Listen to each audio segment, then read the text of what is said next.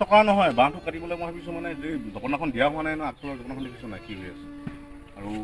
গৰু ছাগলী ইমান উৎপাত হৈছে গৰু ছাগলীখিনি উৎপাতত থাকিব পৰা নাই ইফালে খেদিব লাগে সিফালে খেদিবলৈ আমাৰ ধৰ গৰু ছাগলীখিনি খেতি কৰাত ইমান সময় নহয় নাথাকে নহয় আৰু তৰিও নাথাকোঁ মই কামত যাব লাগে হাজিৰা নকৰিলেনো হ'ব ন আমাৰ গৰমত কাম কৰিম কোনো কথা নহয় কিন্তু কথা হৈছে কি নিজে নকৰিলে কৰিব নাই হাজিৰা লগাব নোৱাৰা নাই হাজিৰা লগাই 250 টকা 300 টকা দি দিব পৰা নিজৰে নাই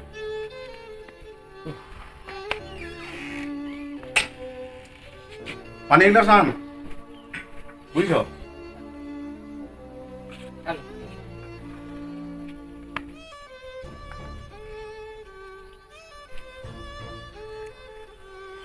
এটা ভাল লাগিছে তই মোক কাম কৰিবলৈ দিয়া নাই ভাল লাগিছে কিন্তু কাম নকৰিলে মই থাকিব নোৱাৰোঁ গম পালি কাম কৰিবই লাগিব কাম মই সৰুৰ পৰাই কাম কৰা ল'ৰা মানুহ কাম কৰিবই লাগিব মই কিন্তু মই আজি এটা কথা বহুত দিনৰ পৰা ভাবি আছোঁ খুৰাহঁতৰ কথাটো দুটাকে ভাই মোৰ হাতত ডাঙৰ হৈছে আৰু পঢ়া শুনাই সিহঁতক বহুত কষ্ট কৰি ডাঙৰ কৰিলোঁ মই ডাঙৰটো ডাক্তৰতে জানো ডাক্তৰ অৰিন্দম বৰা বুলি ক'লে বহুতে চিনি পায় অসমৰ বহুতে চিনি পায় বৰ্তমান সি কৰ্মসূত্ৰে গুৱাহাটী মেডিকেল কলেজত আছে আৰু সৰু ভাইটো অভিযন্তা পাছ কৰি আছে ইঞ্জিনিয়াৰ পাছ কৰি আছে দুইটা একেলগে থাকে ডাঙৰটোৱে ইয়াক ৰাখিছে সৰুটোৱে ৰাখিছে কিন্তু আজি 3 বছৰমানৰ পৰা মই দেখিছোঁ তই উপলব্ধি কৰিছে নে নাজানো কিন্তু ফোন চোন নকৰা হ'ল হয় নহয় আৰু নহওঁ হ'ল আজি ইমান দিন কেইবাটাও বিহু পাৰ কৰিলোঁ এটা বিহুটো অন্ততঃ মোৰ নিচিনা ককাই এটালৈ সিহঁতি মনত পেলাব লাগিছিল আৰু হয়তো কিজানি এনেকুৱাও হ'ব পাৰে কিবা কিজানি সিহঁতৰ ভিতৰুৱা অসুবিধাও হ'ব পাৰে হয় আৰু মোৰ এনেকুৱা লাগিছে অসুবিধা হ'লেতো সিহঁতি ফোনো কৰিলে হয় নিশ্চয় ন ফোনো কৰা নাই মই ভাবিছোঁ এপাক যাওঁ নেকি গুৱাহাটী কাইলৈ মানে এপাক যাওঁ গুৱাহাটী গৈ খবৰ এটা কৰি আহোঁ কি হৈছে কেনেকৈ আছে আৰু এটা ভাবিছোঁ ঘৰটো চেঞ্জ কৰা নাইতো কৰিব পাৰে আগত সিহঁতি ভঙা ঘৰ আছিলে কিন্তু আগত দুবাৰ গৈছোঁ মই ভঙা ঘৰত আছিলে মই এটা ভাবিছোঁ ভঙা ঘৰ ঘৰলৈ গৈ চাওঁ ঠিক আছে যদি পালোৱেই ভালেই হ'ব কথা চথা অলপ পাতিম আৰু ভাবিছোঁ 1 ৰাতিমান থাকিম তই এটা মাৰক এটা কথা কবি চাউল অলপ বান্ধি দিব কবি মই লৈ যাম আৰু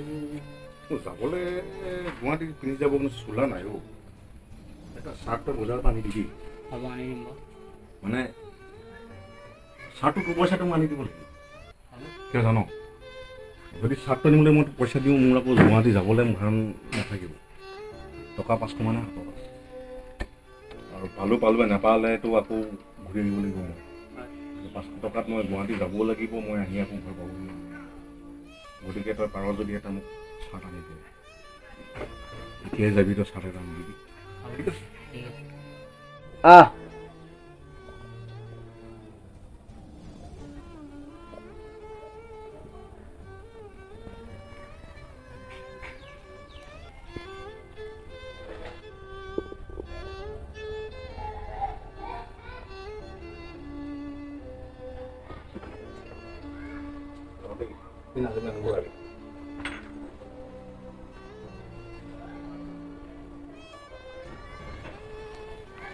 দেউতা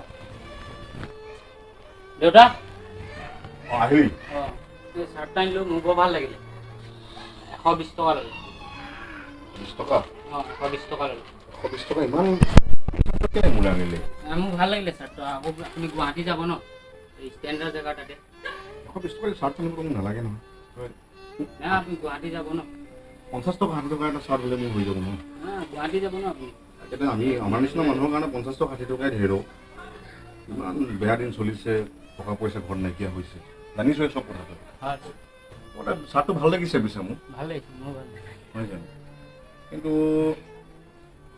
120 টকাৰ চাৰ্টটো পিন্ধি যাম হয় মই সিহঁতি আকৌ মোক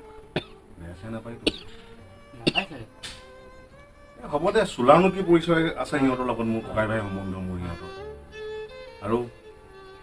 সিহঁতে মোক ঘিণ কৰিব নালাগে কাৰণ সিহঁতৰ লগত মোৰ বহুত কষ্ট কৰি থোৱা আছে নিজৰ মগজ আৰু শৰীৰক কষ্ট দি পেলাই মই সিহঁতক ডাঙৰ কৰিছোঁ শাৰীৰিক মানসিক নিৰ্যাতন মই কত ভোগ কৰিছোঁ হিচাপ নাই সিহঁতৰ কাৰণে নিজৰ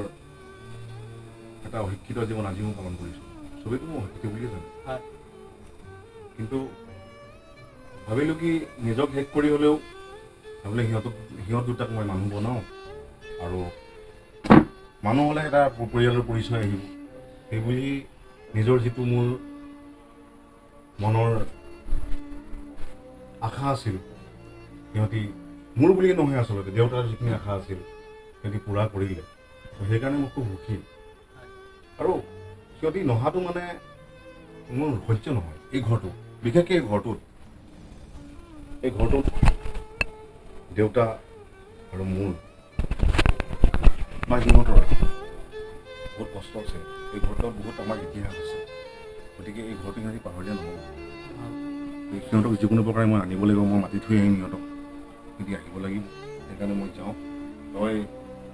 চাউল তাউল আৰু বেগ চেগ কেইটা ৰেডি কৰি দিম 10 বজাত ট্ৰেইন আছে বাছটো নাই যাওঁ ট্ৰেইনত যাম পাৰিলে মোক অকণমান ট্ৰেইনত থৈ ব্যৱস্থা কৰিম ষ্টেচনত ঠিক আছে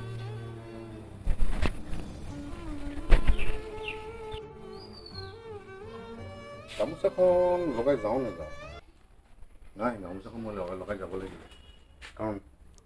গামোচাখন আমাৰ অসমৰ আত্মসন্মান হয় আৰু নামঘৰতো মই গামোচাখন লৈ থাকোঁ লৈ যাওঁ আচ্ছা বেগটো আৰু চাউলৰ মোনাটো লৈ আহিবি নেকি মোক অলপ আগবঢ়াই থৈ আহিবি চাইকেলখনতে লগাই দে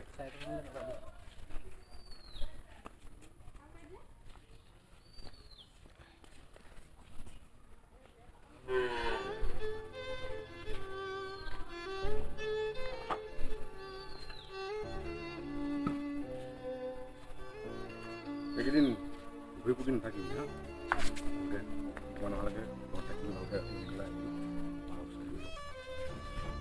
ষ্টপ কৰি দে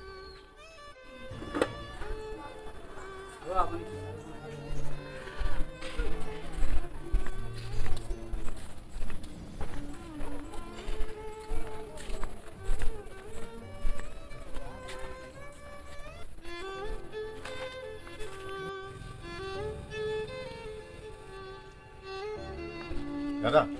কওকচোন ডাক্তৰ অৰিন্দম বৰা ভাড়াঘৰ মই আগত আহিছিলোঁ বাৰু ইয়াতে থাকে ন ইয়াতে থাকে ইয়াতে ভাইকো থাকে ন ইয়াতে তেওঁ ভাইকো থাকে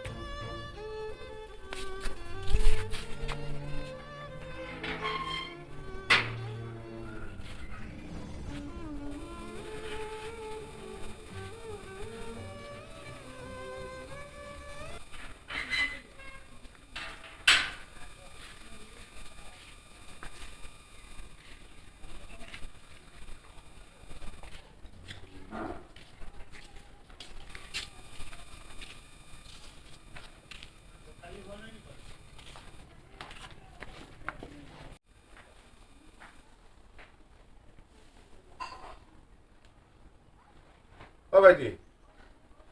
ভাইটি অ ভাইটি ভাইটি তই কি দোকান আহিলি ভৰি নামত বচোন মই দাদাক মাতি আনো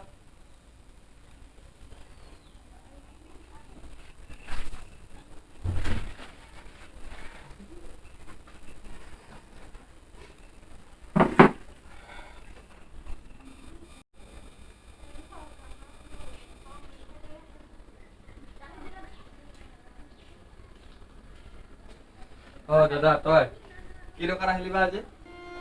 দৰকাৰ মানে দৰকাৰ বুলি কিয় কৈছোঁ আজি 3 বছৰ হ'ল তহঁতে ঘৰৰ কথা নহবাই হ'লি আৰু আজি 3 বছৰ দিন বিহু ইমানকেইটা বিহু গ'ল, কিন্তু এটা বিহুটো ফোনো নকৰিলি আৰু যোৱাটো দূৰৰ কথা, খবৰ এটাতো অন্ততঃ ল'ব পাৰ। চাকৰি কৰাৰ পিছৰ পৰাই মানে তহঁতি কিবা যেন চেঞ্জ হৈ গৈছে, মোৰ তেনেকুৱা ভাৱ হৈ গৈছে। মই ভাবিলোঁ কিজানি অসুবিধাতে পৰিছ বা সেই ভাবি পেলাইহে মই বোলো নাই নিজেই গৈ পেলাই, আৰু সন্দেহবশতঃ মই আহিছোঁ, তহঁতি পুৰণা ঘৰটোত আছ কি নাই, মই সন্দেহবশতঃ আহি পেলাই ভাবিলোঁ নাই ভঙাঘৰ আগৰ যিটো ঘৰ আছে কিন্তু ভগৱানে মোক কৃপা দৃষ্টিৰে চালে, গতিকে এই ঘৰটো কথা পালোঁ যেনিবা। এতিয়া আৰু দেখি পেলাই মোৰ বৰ মনটো শান্তি লাগিছে। খবৰ খাতিবোৰ কচোন কেনেকুৱা? খবৰ খাতি ভালেই, কিন্তু আমি তহঁতৰ পৰা আঁতৰিছোঁহে। কিয়, কি অসুবিধা পাইছোঁ ককাৰ পৰা? একো অসুবিধা পোৱা নাই, কিন্তু আমি আঁতৰি আহিবই বিচাৰিছোঁ। কাৰণটো কি? কাৰণটো জনালে ভাল হ'ব, মই ক'ব পাৰিম গৈ পেলাই ঘৰত গৈ পেলাই অন্ততঃ মোৰবোৰে ক'ব পাৰিম। এখন গাঁৱত থাকোঁ আৰু আমি এতিয়া ইমানখিনি কৰি ওপৰলৈ উঠি আহিছোঁ। তোক যদি আমি দাদা হিচাপে যদি আমি কাৰোবাক কওঁ আমাৰে নিজৰ ল'ৰা ছোৱালী, তেতিয়া আমি কি বুলি চিনাকি দিম মানুহৰ আগত? আচল কথাটো আজি প্ৰকাশ কৰিছোঁ। জীৱনত মানুহ হৈ গলিতো চালা এই ককায়েৰে তহঁতক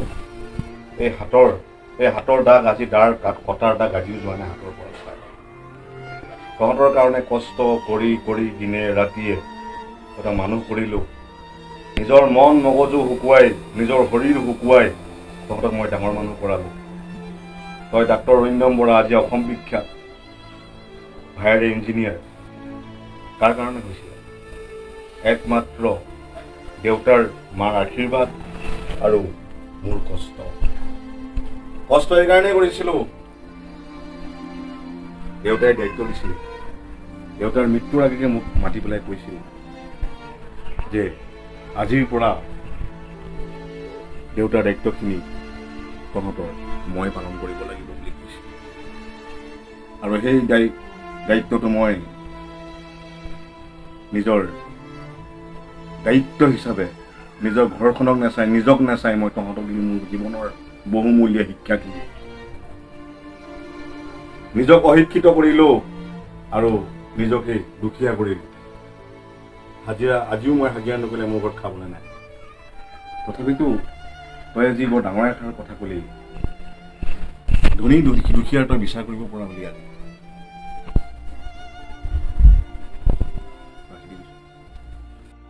নবৌৰে এবাৰ মন নপৰে, ইমান কষ্ট কৰি নবৌৰে ভাত বনাই খোৱালে তহঁতক, আৰু এতিয়াও তহঁতক নিজৰ পুত্ৰৰ দৰে ব্যৱহাৰ কৰে। কালি মোক দহাই কৈ থৈ গৈছে সিহঁত দুটাক যেনে তেনে যিকোনো প্ৰকাৰে এপাক এদিনৰ কাৰণে হ'লেও আহিবলৈ তহঁতক মাতি পঠাইছিল। যদি গলি হয় অত্যন্ত সুখী হ'লো হয়। সেইটো বুজিছোঁ, কিন্তু এতিয়া আমাৰ লাইফষ্টাইলটো চেঞ্জ হৈছে। আমি তাত গৈ কৰিম কি? ফ্ৰেণ্ড চাৰ্কলবোৰো চেঞ্জ হৈছে, তাত আমাৰ কৰিবলগীয়া একোৱেই নাই। ডাক্তৰ হিচাপে মোৰ মৰ্যাদা আছে, মই তাত গৈ গাঁৱত গৈ মই সেই মৰ্যাদাটো হেৰুৱাব নিবিচাৰোঁ। আৰু মই তাত গৈ কৰিম কি? তেনেকুৱা কথা নহয় ভাইটি, তোৰ কথাখিনি মই যি বুজি আছোঁ তই ধনী দুখীয়াৰ বিশ্লেষণ কৰিব লৈছ। ধনী দুখীয়াৰ বিশ্লেষণ নাই ভাইটি আজিৰ যুগত, কাৰণ তই মোৰ কষ্টখিনি পাহৰিব নোৱাৰ। দেউতাই দিয়া যিখিনি আদৰ্শ পাতি ভৰিয়ে মোহাৰিব নোৱাৰিবি কেতিয়াও, আৰু জন্মভূমিক বিশেষকৈ বেয়া বুলি ক'ব নোৱাৰ। যিখন জন্মভূমি বেয়া তহঁতি বায়ু মাটি পানী সেৱন কৰি আজি তহঁতি ডাক্তৰ আৰু ইঞ্জিনিয়াৰ মুখ দেখিছ, সেইখন জন্মভূমিত তহঁতি কেতিয়াও অৱজ্ঞা আৰু বেয়া চকুৰে চাব নোৱাৰিবি। যদি অসমীয়া সন্তান হয় তেন্তে নিজৰ জন্মভূমি গাঁৱেই হওক বা কিবা নদীৰ কাষতে হওক তহঁতি কেতিয়াও অপহাস কৰিবলৈ চেষ্টা নকৰিবি, কাৰণ গাঁৱৰ ধূলি বালিত জন্ম হৈ তহঁতক ডাঙৰ দীঘল কৰিছোঁ। গাঁৱৰ ধূলিৰ সেই সোৱণশিৰি কিনাৰৰ ধূলি বালিত খেলিয়ে তহঁতি আজি ডাক্তৰ ইঞ্জিনিয়াৰ হৈ গুৱাহাটীত আহি থাকিব পাৰিছ। গতিকে নিজৰ জন্মভূমিক অৱজ্ঞা নকৰি ভাইটি, মনত বৰ দুখ নিদিবি মনত, কাৰণ তহঁতক মই বহুত কষ্ট কৰি ডাঙৰ দীঘল কৰিছোঁ। অন্তৰত তহঁতে সেই জুইকুৰা মোক নজ্বলাবি কেতিয়াও। তহঁতক মূৰখন নেদেখাৰ কাৰণেই মই আজি তহঁতক চাবৰ কাৰণে মই আহিছোঁ। জানোচা তহঁতৰ কিবা বিপদ হৈছে বুলি ভাবি পেলাই মই আৰু নবৌৰে মোক বাৰে পঠিয়াইছে মাত্ৰ 500 টকা এটা আছে হাতত মই লৈ তহঁতক চেহেৰা চাব লাগিছোঁ আৰু তহঁতি যদি তহঁতৰ পৰা মই এনেকুৱা ব্যৱহাৰ পাম বুলি মই আশা কৰা নাই ভাইটি তেতিয়াও আশা কৰা নাছিল আৰু তহঁতে যে মোক এনেকুৱা ধৰণৰ কথা কবি মোৰ কল্পনাৰ গোচৰ আছিল ভবা নাছিল তহঁতি ইমান যে পৰিৱৰ্তন হৈ যাবি তহঁতি মহানগৰৰ মায়া নগৰীত তহঁতি থাকি পেলাই যি উচ্চাভিলাষী চিন্তাধাৰা তহঁতি গুচি গৈছ সেই ধাৰাত কিন্তু ধ্বংস হবি দাদা ই দেখোন বৰ বেছি কথা কৈছে দেশকেইটাই থব নাজানে হেই ভাইটি কিয় কৰিছ তেনেকুৱা নকৰিবি তেনেকুৱা মোৰ এই নবৌৰে চাউল দি পঠিয়াইছে তহঁতলৈ বহুত দুখত দি পঠিয়াইছে আমাক নালাগে চাওক আৰু মই ভাবিছিলোঁ এৰাত থাকিম তহঁতৰ ইয়াত থাকি পেলাই ভাবিছিলোঁ তহঁতৰ দুখ ওপৰত সংলগ্ন হ'ম আৰু মই কালিলৈ গুচি গ'লোঁ কোনো দৰকাৰ নাই ইয়াত থাকিবলৈ ওলাই যা এতিয়াই যা এনেকুৱা নকৰিবি ভাইটি মই সিহঁতক গৈ পেলাই কি বুলি ক'ম তহঁতৰ ইমান বেয়া ব্যৱহাৰ নকৰিবি তহঁতৰ ককায়েৰক ইমান দুখৰ দিন আহিছে ককায়েৰৰ আজি নিজৰ ককায়েৰ প্ৰতি চিনি নোপোৱা হ'লে বেগ যি হাতৰ ককায়েৰ হাতৰ পৰা চাউল খাইছিলি আজি এই চাউল আমি দলিয়াই দিব পৰা হ'লে তহঁতৰ অভিজাত্যৰ এই প্ৰকাশ বেছি দিন নাথাকে ভাইটি অতি শেষ হৈ যাব ৱা ই দেখোন বৰ বেছি কথা কৈছে নকৰিবি ভাইটি নকৰিবি ভাইটি যা তই ইয়াৰ পৰা ওলাই যা তোৰ ইয়াত কোনো স্থান নাই যা স্থান যা ওলা যা ওলা আজি ককায়েৰ প্ৰতি এনেকুৱা ব্যৱহাৰ কৰিছে নিজৰ ককায়েৰ তহঁতি আজি আত্মসন্মানত ৰক্ষাঘাত কৰিছ তহঁতে নিশ্চয় তই ধ্বংস হবি তহঁতি কাৰণ ককায়েৰ মৰমবোৰ তহঁতে নিজে দিন হাজিৰা কৰি ককায়েৰ তহঁতক কষ্ট কৰি ডাঙৰ দীঘল কৰিছিলে ইঞ্জিনিয়াৰ বনাইছে ডাক্তৰ বনাইছে আৰু তহঁতে আজি এই ককায়েৰক খেদি দিছ তহঁতৰ ঘৰৰ পৰা ককায়েৰে তহঁতক নবৌৰে তহঁতক মনত পেলাই তহঁতক বাৰে তহঁতক খবৰ ল'বলৈ মোক পঠিয়াইছিলে আজি তহঁতে এই অৱস্থা কৰিছ ভগৱান যদি আছে কৃপা কৰিব ভগৱানে নিশ্চয় এই হাত কটা আজিও আছে কষ্টৰ দিনৰ নিশ্চয় ভগৱানে ইয়াৰ পৰা কোনোদিন নাও নালাগে তই আহিবলৈ ইয়ালৈ কোনোদিন যাওঁ তহঁতৰ ওচৰত যদি কিবা বেমাৰ হয় যদি কিবা বেয়া খবৰ আহে নিশ্চয় ককায়েৰ ওচৰলৈ যাবি তহঁতে ককায়েৰ কষ্ট দিন মনত পেলাবি আৰু খবৰ ল'বলৈ যাবি মৃত্যুৰ সময়ত জুইটো কমচে কমত অন্ত্যেষ্টিক্ৰিয়াত ভাগ ল'বি সকামত খৰচ নকৰিবি ককায়েৰৰ সকামত আদি খৰচ কৰাৰ কোনো প্ৰয়োজন নাই আশাও নকৰ আহিছোঁ দে যা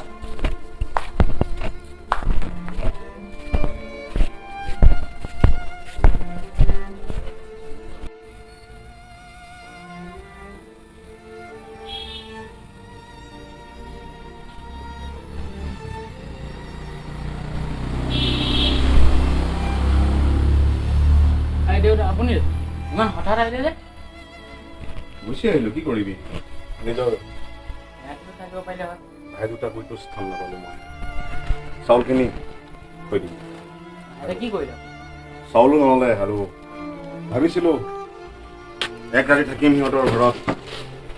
সিহঁতে মোক সেইখিনি বেয়া নেকি বৰ দুখ পালোঁ আজি কিয় জীৱনত অন্তৰৰ পৰা কোনদিন নোমোচে এনেকুৱা প্ৰত্যাঘাত আঘাত নিজৰ ভাতৃয়ে কৰা প্ৰত্যাঘাত কেতিয়াও অন্তৰৰ পৰা মোচা নাযায়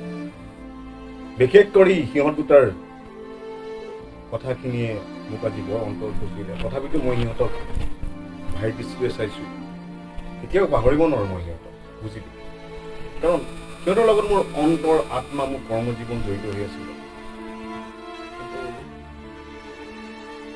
মহানগৰীৰ মায়া জালত পৰি সিহঁতি আজি গাঁৱৰ জীৱনৰ যি প্ৰেম ভাতৃত্ববোধ এই সকলোবোৰ সিহঁতি লক্ষ্য কৰি পেলালে এটা যন্ত্ৰলৈ পৰিণত হৈ গৈছে সিহঁত দুইটা সাংঘাতিক ধৰণৰ শাৰীৰিক অপদস্থ কৰিছে মোক। মই তোৰ আগত ক'ব বিচৰা নাই, কাৰণ সিহঁতে আচলতে ইমানখিনি আগবাঢ়িব নালাগিছিল। ককাই হিচাপে সিহঁতৰ লগত মই যিখিনি কষ্ট কৰিলোঁ, যিমানখিনি কৰিলোঁ, মোৰ সৰ্বোচ্চ ত্যাগ কৰিলোঁ, এটলিষ্ট যদি সেই কোনো যদি মৰ্যাদা দিলে হয় মোৰ কি হ'ল হয়। তথাপিতো তোৰ খুৰাক নহয় জানো, কথাখিনি মই তোক এইকাৰণে ক'ব বিচৰা নাই কিয় তোৰ তাৰ প্ৰতি তই বেয়াখন ল'ব নোৱাৰিবি, কাৰণ যি কৰিছে দে কৰক। অভিজাত্যতাৰ পৰিৱেশত পৰি সিহঁতে চব পাহৰি গৈছে, কিন্তু এদিন নহয় এদিন আকৌ ঘূৰি আহিব। গতিকে এই ঘৰখনত স্থান দিবি সিহঁতক, কাৰণ সিহঁতক স্থান নিদিলে এই ঘৰখন স্থান পাব কোনে। ভুল এইকাৰণে কৰিছে, টকা পইচাৰ দৌৰত গৈছে সিহঁতে। আজি সেইকাৰণে এই অকৰা ককায়েকক আজি সিহঁতে চকুৰে দেখিব নোৱাৰা হৈছে। বা আটাইতকৈ ডাঙৰ এটা কথা কৈছে সিহঁতে আজি কালি মোক, যিটো ক'লে যে সিহঁতে হেনো মই থাকিলে লাজ পায়। আপুনি সিহঁতলৈ কোৱা দুখ কষ্ট সিহঁতি অলপো মনত নেপেলালে? সেইখিনিতো দূৰৰ কথা। সিহঁতে খালি মোক এটাই ক'লে যে মই আজি অভিজাত্য, সিহঁতেনো আজি অভিজাত্য, গতিকে মই গ'লে সিহঁতৰ সন্মানত আঘাত হ'ব পাৰে, বা যিটো হয়তো অভিজাত্যৰ যিটো পৰিচয়ত আঘাত হ'ব পাৰে বুলি সিহঁতে আচলতে। আৰু এটা কথা কৈছে, সিহঁতে কোনোদিন নাহোঁ বুলি কৈছে, কিন্তু আহিব নিশ্চয়। মোৰ বিশ্বাস আছে, ভগৱান যদি আছে আহিব সিহঁতে, আৰু সিহঁতক ভাল ব্যৱহাৰ কৰিবি। মাৰক কবি বেয়াকৈ সেইকাৰণে নকৰিবি যাতে মাৰৰ মনত ঘৃণা ভাৱ সোমাই, সিহঁতক কেতিয়াও নকৰিবি। ভাই গতিকে সিহঁতৰ লগত ভাতৃত্ববোধটো জীয়াই ৰাখিব লাগিব, নহয় জানো? শিক্ষক, ডাক্তৰ আৰু অভিযন্তা, নিশ্চয় ডিফাৰেঞ্চটো পৰিছে, উপায় নাই। হ'ব দে, তই মোলৈ পানী গিলাচকে আন, কি কৰিবি। দুখীয়াৰ দুখটো আৰু কোনোদিনেই শেষ নহয়।